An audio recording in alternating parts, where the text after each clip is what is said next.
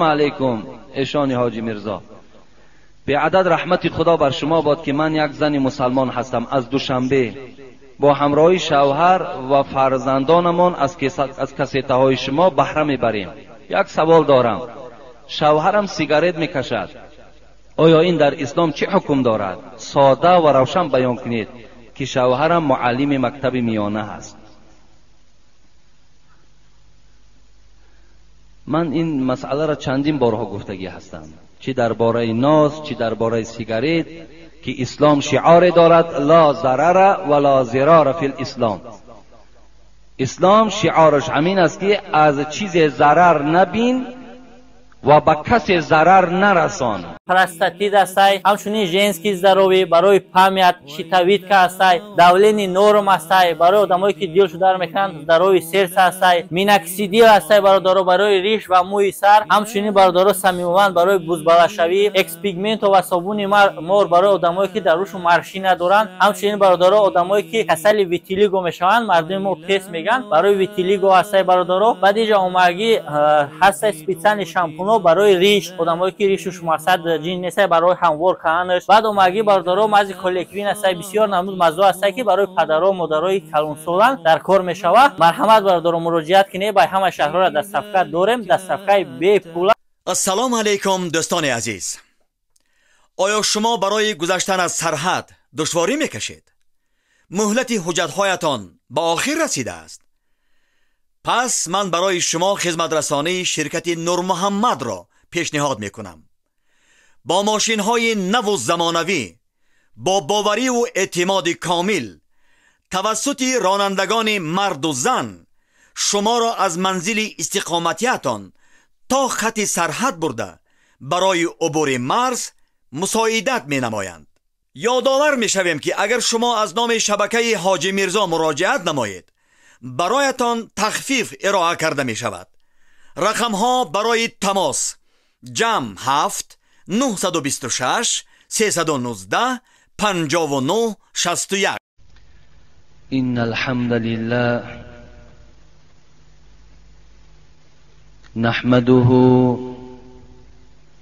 ونستعينه ونستغفره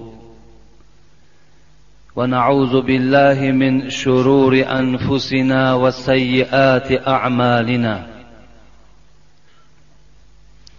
من يهده الله فلا مضل له ومن يضلل فلا هادي له. أشهد أن لا إله إلا الله وحده لا شريك له وأشهد أن محمدا عبده ورسوله.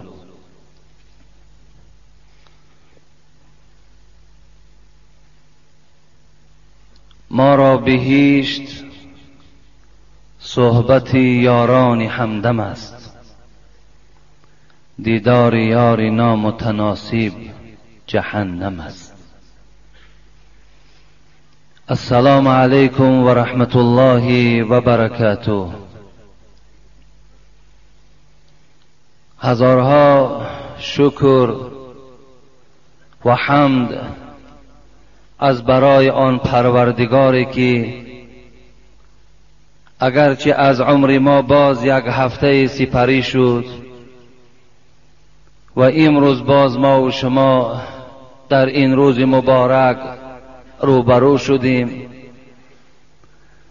و این روبرو شدن ما و شما و این انجمن و این مجلس و این منظره که در این ساعت رخ داده ایستاده است، اینم یکی از منظره های جنت به شمار می رود. چگونه ای که جنت راحت دارد، چگونه ای که بهشت به خود یک فیض یک برکات دارد، این مجلس ما این یک ساعتی یاد خدا به خود فیضی دارد، به خود برکات دارد. از پروردگار مسئلت دارم که خدای مهربان این جمعیت ما را هیچگاه پراکنده نگردانی. و خدای مهربان همیشه این بندگان خودت را از این روز سید، از این روزی که پر اجر و پر ثواب است و از این موعظه هایی که سر به سر نور و برکات است، خدایا این بندگان خودت را موفق بگردانی. خدای مهربان گذشتگان این جمعیت ما را رحمت و مغفرت بگردانی. خدایا بیماری های این جمعیت را و دیگر بیماری هایی که در بیمارخانه ها خوابیدند، خدایا شفای کامل نصیب شان بگردانی. و این بندگانی که به این خانه تو آمدند آرزوها دارند، مرادها دارند، مقصودهای نیک دارند، خدایا همگی را برآورده بگردانی. تا جمعه دیگر خدای مهربان این قوم و جمع ما را صحت و سلامت نگه بداری. خدایا این جمهوری تاجیکستان ما را آباد و زیبا بگردانی. معنویات، اقتصاد، اسلامش را خدای مهربان بلند برداری. رئیس جمهورم که برای بهبودی این ملت تاجیک، این مردم تاجیک سعی و کوشش ها، حرکت ها دارد، خدایا ایشان هم به همه عملهای نیکش، به همه مقصدهای نیکش خدایا غالبش بگردانی، استوار نگهش بداری و از همه بلا و آفتها در حفظ امانت نگه داریش. آمین یا رب العالمین. جمعه گذشته ما یک منظره را از روز قیامت برای شما حکایه کردم، برای شما از آیاتهای قرآن تحلیل کردم که این دادن نامه اعمال به دست راست بود که از سوره مبارکه انشقاق و از سوره مبارکه حاقه برای شما حکایه کردم و باز برای شما وعده دادیم که دادن نامه اعمال با دست چپ چگونه هست. با دست راست ما از بشارت‌های پروردگار آگاه شدیم و با دست چپ وقتی که انسان نامه اعمال را میگیرد و چی میگوید در حالت، میخواهم در پیش گفتار این موعظه امروزه ما که از سوال و جواب عبارت است، پیش گفتار او میخواهم که این منظره را برای شما بیان کنم. باز رجوع میکنیم به همون سوره انشقاق و باز به همون سوره حاقه. اعوذ بالله من الشیطان الرجیم. بسم الله الرحمن الرحیم. و اما من اوتی کتابه وراء ظهره فسوف يدعو ثبورا ويصلى سعيرا إنه كان في أهله مسرورا إنه ظن أن لن يحور بلى إن ربه كان به بصيرا. صدق الله العظیم. چه یک منظره دهشتناکی است، چه وجود آدم خیلی نارام میکند. بسم الله الرحمن الرحیم. و اما من اوتی کتابه بشماله فیقول یا لیتنی لم اوت کتابیه ولم ادر ما حسابیه یا لیتها كانت القاضیه ما اغنى عني ماليه هلك عني سلطانيه. صدق الله العظیم. آیت هایی که اول تلاوت کردم از سوره مبارکه انشقاق، پاره 30 قرآن، میخواهم اولا از تحلیل او و شما خبر دهم و بعدا به سوره حاقه باز میگردیم. و اما من اوتی کتابه وراء ظهره، پروردگار میگوید وقتی روز قیامت کارنامه او را، نامه اعمال یا کتاب خیر و بدیهای او را وقتی که از جانب پشت او به دست چپ او داده می شود، مفسرای قرآن میگویند دستها، چه دستی راست و دستی چپ، چگونه که یک جنایتکار بالای جنایتش دستگیر میکنند، دستهای او را پس پشت با زنجیرها میبندند، روز قیامت انسانی که نامه اعمالش اگر با دست چپ داده شود، اگر امروز حکومتدارا از قسم پایان میان اگر دست بندند، پروردگار از بالای گردن دست میبندند، دست ها هر دو بسته می شود. الله اون منظره را برای ما خبر داده ایستاده است و در دست چپی او از قسم پشتش نامه اعمال، همون کتاب نیکی ها و بدی هایش داده می شود. وقتی این کتاب را با دست چپ که این بنده که گرفت، الله چی می گوید؟ فسوف یدعو ثبورا. این بنده آگاه می شود که دست چپ خطر دارد، دست چپ عاقبت خوب ندارد. این حالت در داد می زده است. فسوف یدعو، فریاد می دهد ثبورا. ثبورا چیست؟ نابودی و هلاکت است. می گفته است ای کاش پروردگارا همون مرگ که در دنیا کاری مرا به ختم رسانید، همون مرگ پیدا کن تا که اون عذاب دردناکی تو را دیگر مشاهده نکنم. ای خاک بر سرم، این چه خجالت و چه شرمندگی است که امروز من در بین این بندگان خدا مبتلا شدم. داد میزد است. ای کاش میگفت از همون عمری که الله برای من دادی، من در راه بهبودی و در راه عبادتی تو صرف میکردم. ای کاش از اون نفسهایی که از ذکر تو خالی بود. داد میگفت است همون دنیایی که مرا فریب کرد، همون دنیایی که من برای این دنیا نه نماز خواندم، من برای این دنیا شده دیگر نه یک میل به خدا و به پیغمبر و به کتاب داشتم، همه وجودم فقط در دنیا دادگی بود. نفهمیدم که الله در قرآن و ما هذه الحیات الدنیا الا لهو و لعب. الله گفت ای مردم آگاه باشین، این دنیایی که فردا شما را داد شما را و ویلای شما را میبرارد در قیامت، این دنیا یک مثل بازیچه است، مثل یک کار بیهوده است. بازیچه است، طفل فریب این متاع دهر، به عقل مردمان که بر او مبتلا شوند. حضرت مولوی میگوید آدمای به عقل برای دنیا شدن قیامت و قبرشان فراموش میکنند. این آدم فریاد میزد است، داد میگفت است. فرصت عمر عزیز است. حضرت مولوی برای همین شاید ما را نصیحت دارد، فرصت عمر عزیز است، عزیزش داری. هر نفس گوهری نایاب، تو ارزان مفروش. نفسات خیلی قیمتند، ارزان نفروش. در این راهی گویم غفلت و در راهی که عاقبتش خطر و شرمندگی و خجالت دارد، در این راه این نفسها را نفروش. فسوف یدعو ثبورا و یصلی سعیرا.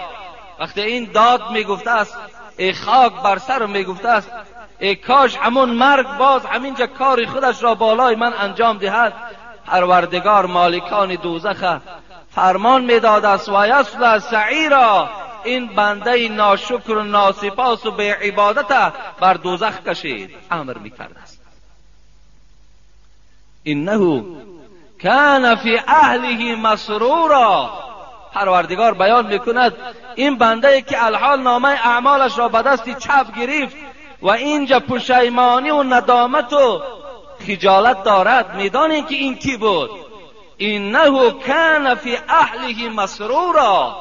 این همون بنده هست که در دنیا وقتی گناه میکرد میخندید مسرورا، با یار و رفیق و اهل و خانوادش بسیار خوشنود بود، در گناه کردن پروا هم نداشت، غم هم نمیخورد که از من گناه صادر شده است. این همون انسان است. الله میگوید انسانی هست که همه گویم چیزی که از قوت داشت فقط برای دنیا صرف کرد، یاد آخرت نکرد. تو را دنیا همی گوید، تو را دنیا همی گوید که از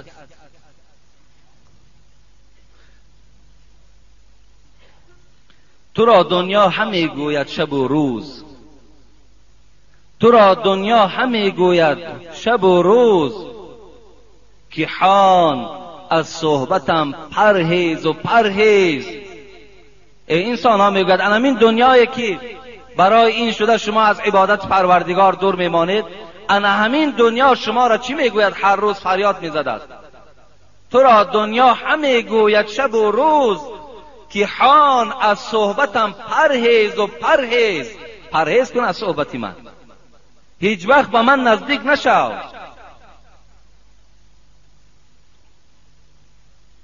مده خود را فریب از رنگ و بویم، مده خود را فریب از رنگ و بویم که هست این خنده من گریه آمیز. گفتن دنیا چی میگوید؟ مده خود را فریب از رنگ و بویم، خیلی زیباگی دارم لیکن رنگ و بوی من تو را فریب ندهد، زیرا که خنده من عاقبتش گریه دارد، خنده من عاقبتش زاری و تولا دارد. الله میگوید انه کان فی اهله مسرورا. اون بسیار بسیار در دنیا خرسند بود، در بهترین ماشین ها می نشست، وزنین ترین گناه را انجام میداد، خیلی وقتش خوش بود. انه ظن ان یحور بل ان یحور. الله میگوید این انسان در دنیا گمان میکرد که اصلا بازگشت به سوی من ندارد، هیچ وقت فکر مردن نمیکرد. بلا ان ربه کان به بصیرا. پروردگار میگوید هرگز این چنین نیست، روز از روزها البته بازگشت تو به سوی من هست و من بر هر عمل نیک و بد تو بینا هستم، دانا هستم. سوره حاقه چی میگوید؟ و اما من اوتی کتابه بشماله. پروردگار باز این منظره را حکایت دارد. هر وقتایی که نامه اعمال شما با دست چپ شما داده شد، فیقول یا لیتنی لم اوت کتابیه. ای کاش که پروردگارا این نامه اعمالم را بر من نمی دادی، ای کاش که پروردگارا این نامه اعمالم را به دست من نمی دادی. فیقول یا لیتنی لم اوت کتابیه ولم ادر ما حسابیه. ای کاش پروردگارا حساب من نمی دانستم، زیرا می داند که از این حساب وای در عذاب و در زیان است. ای کاش که پروردگارا من عذابم را نمیدانستم، حسابم را نمیدانستم، کاش که این کتاب من کشاده نمی کردم. یا لیتها کانت القاضیه. ای کجاست همون مرگ که باز بالای من هجوم کند، این جان مرا گیرد، این منظره دهشتناک من نبینم. فریاد میزد است. قتاده میگوید در تفسیرش که ببین، میگوید انسانی که در دنیا از مرگ بیزار بود، از مرگ میگریزد، وقتی این منظره دهشتناک در قیامت میبیند خودش مرگ فریاد میزد همون مرگ در کجاست، باز یک بار دیگر جانی مرا گیرد. هلک عنی سلطانیه.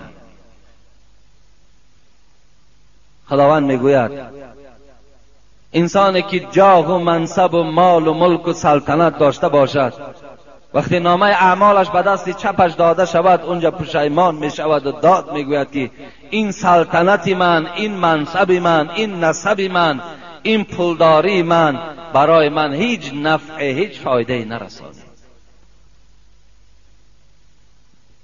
این است یک منظره از دادن نامه اعمال با دست چپ و نامه اعمال با دست راست.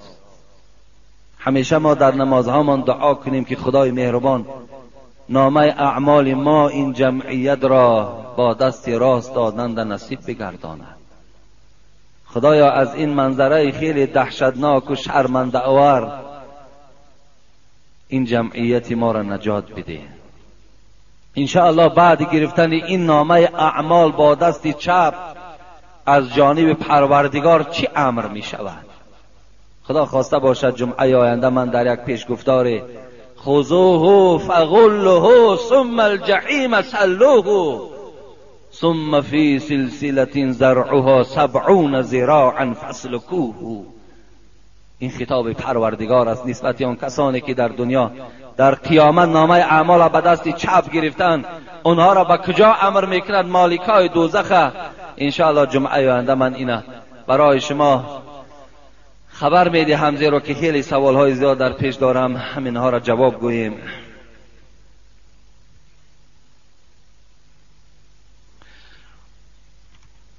السلام علیکم داملای عزیز، آیا به دعوت به معرکه خدایی توی رفتن اجازت است یا نه؟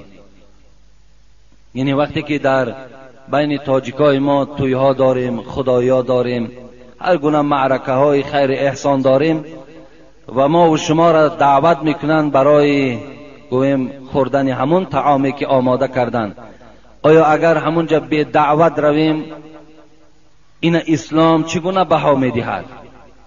قال رسول الله صلی الله علیه و سلم اذا دعی احدكم فلیجب فان كان صائما فلیصلی وان كان مفطرا فلیطعم، رواه مسلم. حبیب خدا میگوید هر وقتایی که شما را ای بندگان خدا کدام خانه ای که دعوت کردن دعوت را اجابت کنید، دعوت به ذمه شما واجب می شود. فإن کان صائما، مبادا تو را آمد و خبر داد گفت پیغمبر خدا تو روزدار بودی، مثال امروز ماه شوال است، بعضی برادرای اسلامی ما و شما 6 روزه از ماه شوال روزه دارند، فریاد میزند میگوید خانه من نصف روز است یا سحر است نانخوری، میگوید خدایی خیر احسان کردم. اگر تو روزدارم که باشی حبیب خدا گفت حتمی اجابت کن، رو در خانه همون برادرت حضور کن، اشتراک کن. اگرچه از طعامش نمیخوری فلیصلی، به معنای فلیدعو، دعا کن در خانهش. شرط از خوردن نیست. امروز ما اگر کمی سیر باشیم یک جای دیگه دعوت میکنن نمیریم، روزدارم که نباشیم نمیریم، به خاطر میگیم خیلی سیریم کجا میریم، لیکن نمیدانیم که دعوت واجب است. وقتی دعوتی کردن در ذمه ما واجب می شود، باید که ما او را قبول کنیم. وقتی اگر وعده دادیم که میبیم الا که تماشا کنیم که این به ذمه شما واجب می شود، نرفتین شما گناهکار می شوید. خب و اگر باشد که روزخور باشین گفت پیغمبری خدا، روزدار نباشین، پس از طعامش میخورین، مقصد اجابت کنین. لیکن حبیب خدا در این مسئله حدیث های دیگر هم دارد که باره از یکی از صحابه های پیغمبر خدا را گفتن خاندان ما بیگاهی مرحمت، من برای 5 نفر آدم طعام آماده کردم، می توانی ای حبیب خدا همراه 5 نفر به خانه من بیایی؟ حبیب خدا میگوید وقتی بیگاه شد 1 نفر زیارتچی حبیب خدا از کجای پیدا شد؟ حبیب خدا این شخص هم گرفتن همراه خودشان. ولی امروز ما و شما هم عادت داریم که مثال ما را یک کس خبر میکنن 2-3 نفر دیگر را میگیریم، خیلی همون نان کرده ساخی، همون مثال نان هست فرقش یاخی، چی شما بخورین چی فلانی خورد گفته هم تری دلیل ها داریم. حبیب خدا هم میگه همراه خودش همون نفری مهمان گرفت و برد، لیکن خاندار 5 نفر گفت، حبیب خدا 5 نفر گرفت، این مهمان هم همراه خود برد، لیکن مهمان در بیرون کوچه گذاشت، همراه 5 نفر خانه خاندار درآمد و از خاندار پرسید همون 5 نفری که گفته بودی اینا مرحمت، لیکن 1 نفر زیارت من آمده است، مهمان من است، بیرون خانه است، حق داری اگر خواهی قبولش کن، نخواهی قبولش نکن. خاندار چی گفت؟ و حبیب خدا گفت من قبولش دارم گفتن. یعنی مهمان قبول کردن به اذن خاندان، به اجازت خاندان شد. از همین خاطر باشد که صاحب چهار کتاب میگه اول آن باشد که مانندی مگس هم میدونیم پشه، اول آن باشد که مانندی مگس، مردی ناخوانده شود مهمان کس. هر کی او مهمان کس ناخوانده شد، نزد مردم خار و زار و رانده شد. کسی به دعوت خانه یک برادرش قبول کرد، وای الله که چی است، وای خار است، وای زار است، وای شرمنده می شود. برای یک تکنانی که همونجا استفاده میبری قدر و شرف قیمت گم میکنی. برای همین امروز این مدنیت دم شما باید رسین. بس از مثال خدای کافتن و جای نان و آب کافتن، این شرمندگی است.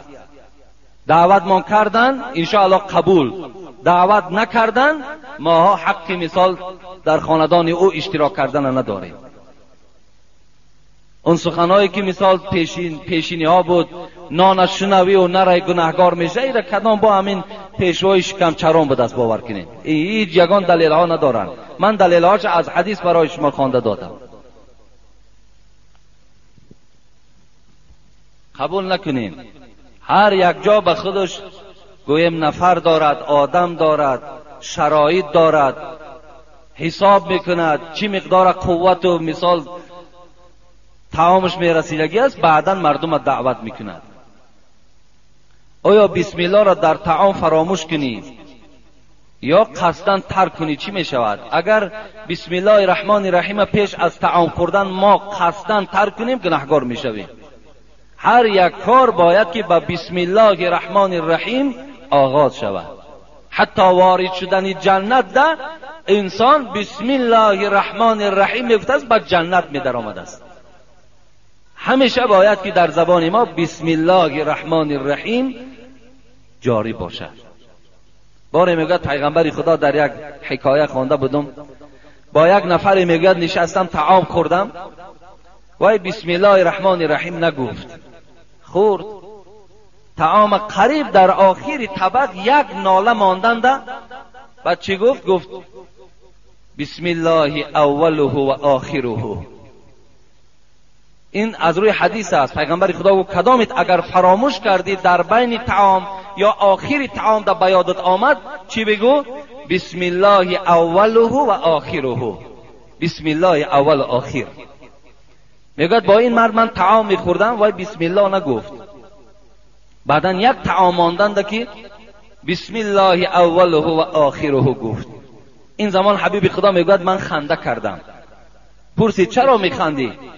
گفتم تا همین زمانی که این بسم الله را تو تکرار نکردی همراه تو شیطان طعام خورده ایستاده بود.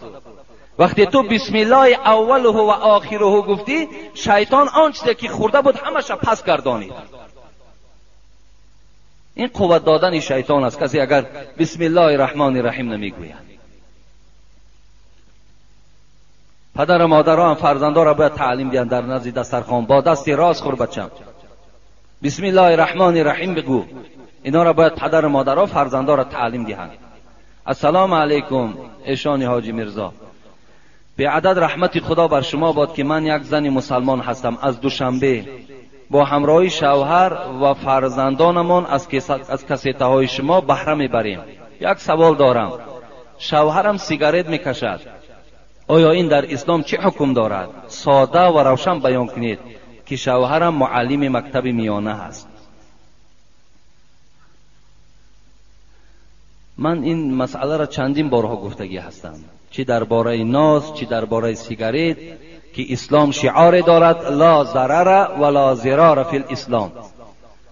اسلام شعارش همین است که از چیز ضرر نبین و به کسی ضرر نرسان. این شعار اسلام است، از چیز ضرر نبین و با کسی ضرر نرسان. مقصد از سیگارت تو ضرر میبینی، تو شعار اسلام پایمال داری. برای همین سیگارت در اسلام حرام است، چی از جهتی گوییم که در جسم آدم ضرر دارد چی در اقتصادیاتش ضرر دارد. وقتی هر چیزی که به جسم آدم ضرر داد به جسد آدم ضررش رسید این در اسلام حرام است. هر یک حرام کرده پروردگار حکمتش انا همین است که شما تماشا کنید چیزی را که خدا حرام گفته است و حتمی در ارگانیسم شما ضلال دارد.